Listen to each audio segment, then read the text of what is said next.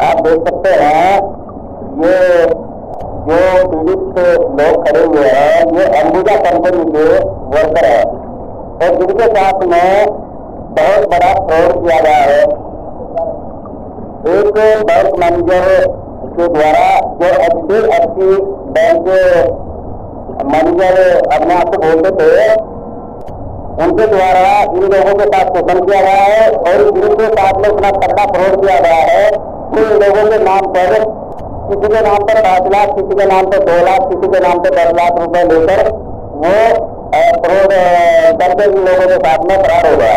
अब ये लोग इतने परेशान हैं कि इन लोगों को के नाम पर उसने लोन कराया और अपने खाते में एडजस्ट कराने के बाद वो रफू चक्कर हो गया। अब रिकवरी बैंक वाले जो है इन लोगों को परेशान कर रहे हैं। अब ये लोग परेशान होकर मीडिया का सहारा लेते हुए इन लोगों ने अपनी जो समस्या है शासन प्रशासन तक पहुंचाने की मांग कर रहे हैं और कह रहे हैं कि हमें इस समस्या से शासन प्रशासन निजात दिलाए, उस बंदे की अरेस्टिंग की जाए। इन लोगों के पास पूरे सबूत हैं। अब हम ये भी जानना चाहेंगे कि क्या मामला इन लोगों के साथ में हुआ है। जी, सबसे पहले तो आप अपना नाम बताइए। अजय शर्मा है। अजय शर्मा। अच्छा, अजय शर्मा जी, तो आप हमें बताइए कि आपके पास किस प्रकार का फ्रॉड और किस बंदे ने किया है। मेरे साथ फ्रॉड हुआ है 1,57,000 रुपये। अच्छा, वो मेरे क्रेडिट कार्ड के नाम से पैसे निकल गए जी। अब वो पैसे मेरे अकाउंट में नहीं आए, जिससे अकाउंट में मुझे आज तक नहीं मिला जी। वो पैसे मुझे मिले भी नहीं। अब मैं कम से कम 8-10 7-8 मतलब की EMI भर चुका हूँ। अब मेरी बनने की हिम्मत नहीं है। अब बैंक वाले मुझे परेशान किया, हर दिन 4-5-7 फोन आते रहते हैं। कोई पूछता आपका घर कहाँ है, कोई पूछता ये कहाँ है, वो कहाँ है। मैं परेशान हो गया। क्या नाम है सर इसने आप लोगों के साथ फ्रॉड किया? वो शिवमगिरी। कहाँ के रहने वाले हैं? वो रूसी के है। रूसी क्या है?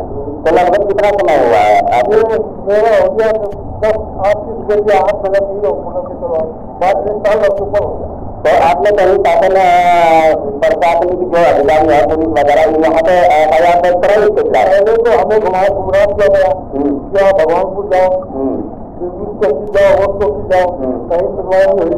फिर हम लोग गए वहाँ रूसी में, रूसी वालों ने बोला कि आज हो जाएगा, कल हो जाएगा, 2 दिन बाद आओ, 4 दिन बाद आओ। आज तक वो बैंक प्रबंधक से आपने बात की? बैंक प्रबंधक साहब गए तो उनका एक ही कहना है हमने उसके नौकरी से निकाला। अच्छा, नई नौकरी से निकालने का कोई समाधान थोड़ा ना है आप लोगों के साथ।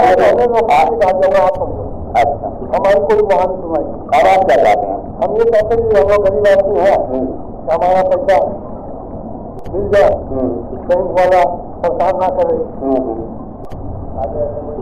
जी, अपना नाम बताइए। जिंदर पासवान जी। किस प्रकार का फ्रॉड आपके पास में हुआ है? 2 किस्त लिया है,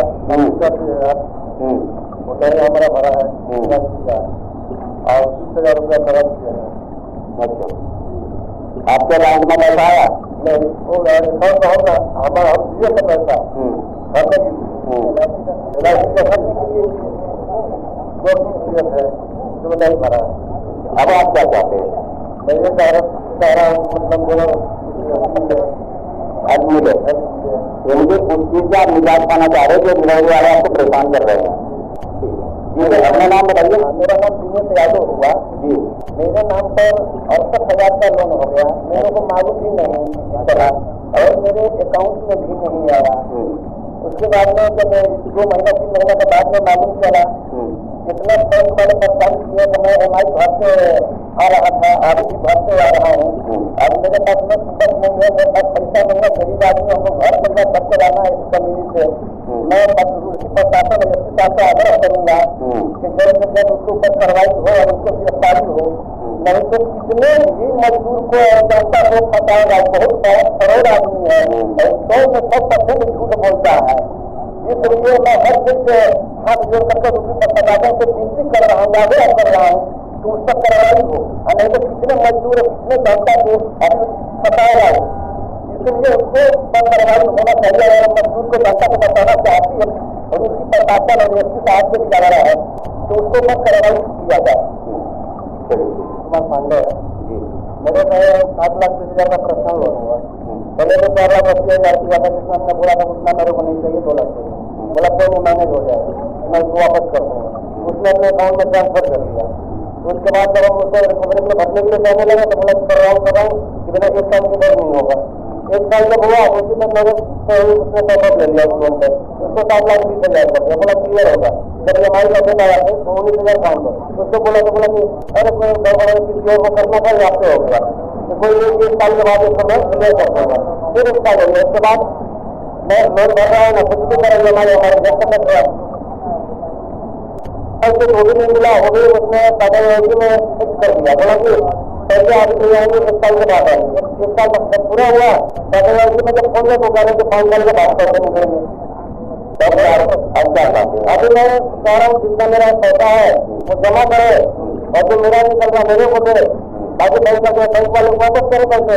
शासन प्रशासन से मैंने एसपी साहब से भी गुहार लगाया, भगवानपुर थाना इंचार्ज के पास गए, यहाँ काली नदी चौकी पे भी गए, यहाँ गंगनगर थाने में भी गए। गंगनगर वाले कहते हैं भगवानपुर जाओ, भगवानपुर वाले भेजिए काली नदी चौकी, काली नदी वाले कह रहे हैं उड़ती जाओ जेल में ग्रामीण एसपी साहब है वो हफ्ते में बुलाते हो रहा हफ्ते हफ्ते करते करते 3 महीने हो गए। 4,40,000 का पर्सनल लोन दिया। उसके बाद पर्सनल लोन का EMI मैंने भरते रहा। उसके बाद उसी लोन पे उसने 2,83,000 का टॉपअप उठा लिया और उसके बाद उसने 2,80,000 का जम्बू लोन कर दिया और कह मैं भर रहा हूँ पैसे सारे। बोला कि पैसे उधर हो गया, पैसे बारे में नहीं करना था, उसको करना था, वो अगले महीना भर दूंगा। इसी तरह करते करते उसने 7,000 का क्रेडिट कार्ड भी उठा लिया।